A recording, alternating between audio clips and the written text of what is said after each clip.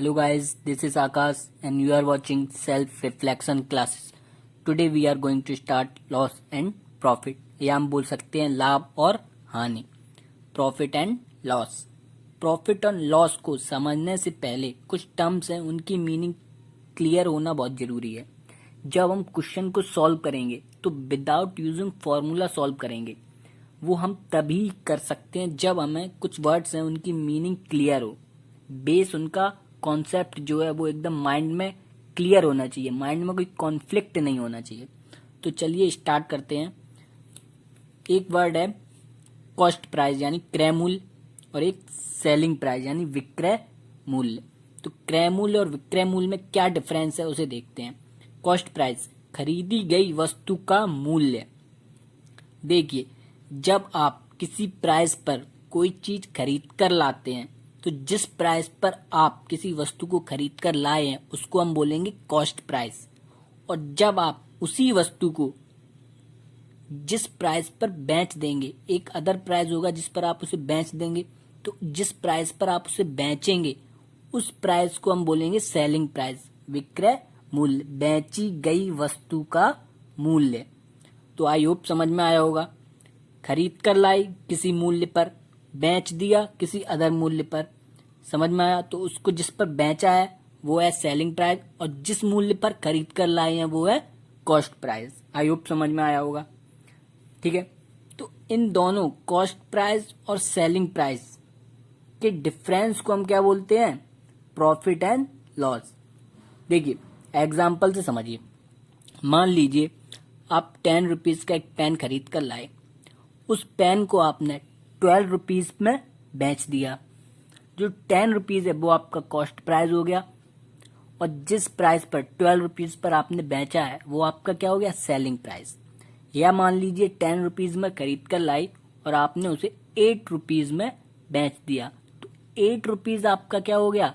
Selling price और 10 rupees आपका क्या हुआ? Cost price. आई होप समझ में आया होगा. और इन कॉस्ट प्राइस और सेलिंग प्राइस के बीच का जो डिफरेंस है उसको हम क्या बोल रहे हैं? Profit and loss. मान लीजिए 10 रुपीज में खरीद कर लाए तो 10 रुपीज और 12 रुपीज के बीच का डिफरेंस कितना है? 2 रुपीज. तो जो 2 रुपीज होगा वो आपका प्रॉफिट होगा या लॉस होगा. या 10 रुपीज और 8 रुपीज में आपने बेच दिया तो 10 रुपीज कॉस्ट प्राइस है और 8 रुपीज आपका सेलिंग प्राइस है. तो इन दोनों के बीच का डिफरेंस कितना है? 2 रुपीज. तो 2 रुपीज आपका या तो लॉस होगा या प्रॉफिट होगा. अब लॉस होगा या प्रॉफिट होगा वो देख लेते हैं कैसे हम पता करेंगे. लॉस और प्रॉफिट आपका सेलिंग प्राइस और कॉस्ट प्राइस पर ही डिपेंड करेगा. देखिए क्या लिखा हुआ है. Cost price is less than selling price.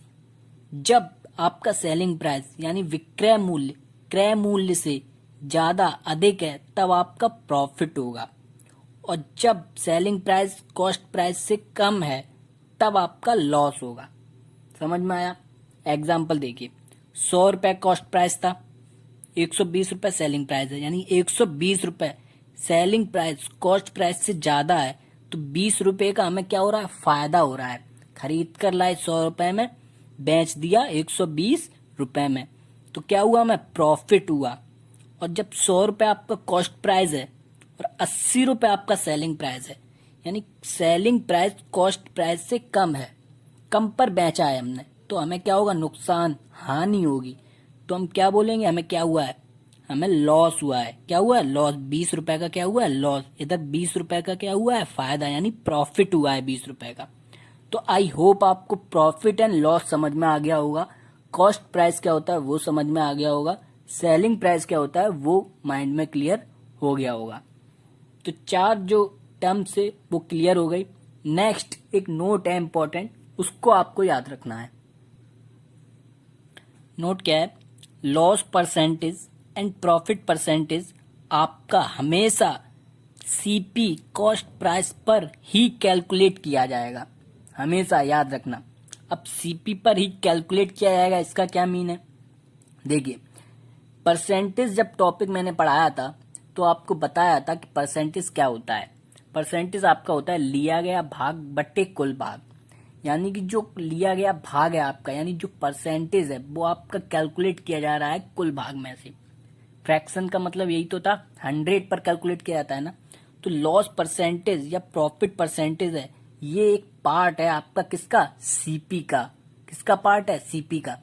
यानी कि जो आपका परसेंटेज है, जो इसमें कुल भाग है, वो आपका कॉस्ट प्राइस होगा, सीपी पर कैलकुलेट किया जाएगा। इसका मतलब है सीपी का ही पार्ट है प्रॉफिट और लॉस परसेंटेज। परसेंटेज आपका सीपी कुल भाग हो गया, सीपी पर ही कैलकुलेट, यानी सीपी में से ही लिया गया भाग आपका क्या है, loss percentage and profit percentage. समझ में आया? चलिए मैं आपको एग्जांपल के थ्रू समझाने की कोशिश करता हूँ। देखिए इधर सीपी कितना है 100 एंड एसपी कितना है 120। इधर प्रॉफिट कितना हुआ है आपका, जो प्रॉफिट आपकी बात करूं, प्रॉफिट इधर कितना है आपका 20 रुपीज है प्रॉफिट। ओके, अगर मैं बात करूं प्रॉफिट जो 20 रुपीज है वो कितना परसेंट है, यानी आपका प्रॉफिट परसेंट कितना है, तो प्रॉफिट परसेंट निकालना है हमें।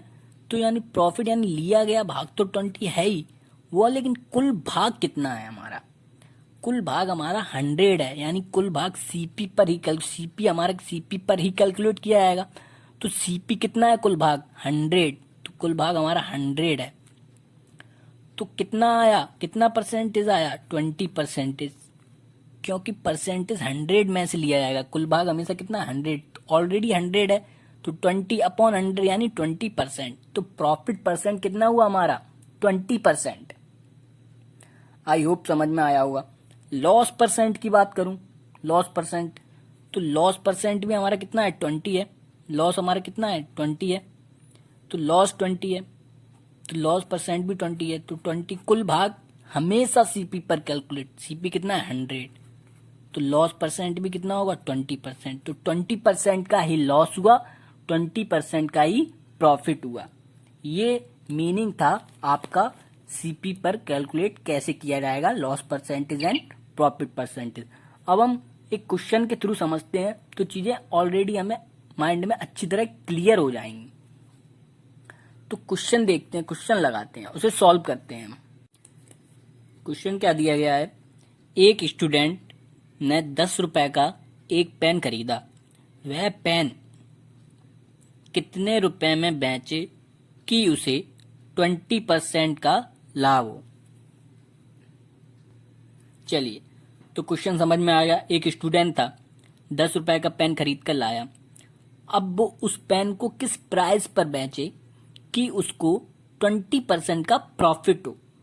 तो खरीद कर लाया 10 रुपीज, तो 10 रुपीज तो सीपी हो गया, कॉस्ट प्राइस। चलिए बताता हूं मैं अब आपको कि क्वेश्चन सॉल्व कैसे करना है। सबसे पहले क्वेश्चन को पढ़ लिया आपने। चलिए इस क्वेश्चन को सॉल्व करने के दो मेथड हैं। मेथड तो कई हो सकते हैं, मैं आपको दो मेथड बताऊंगा, जो आपको पसंद हो आप उस मेथड से सॉल्व कर सकते हैं। देखिए सबसे पहले हमें देखना है क्वेश्चन में सीपी दिया है या नहीं। तो कॉस्ट प्राइस हमारा खरीदा, यानी खरीदी गई वस्तु का मूल्य कितना है 10 रुपीज, तो सीपी हमारा कितना है।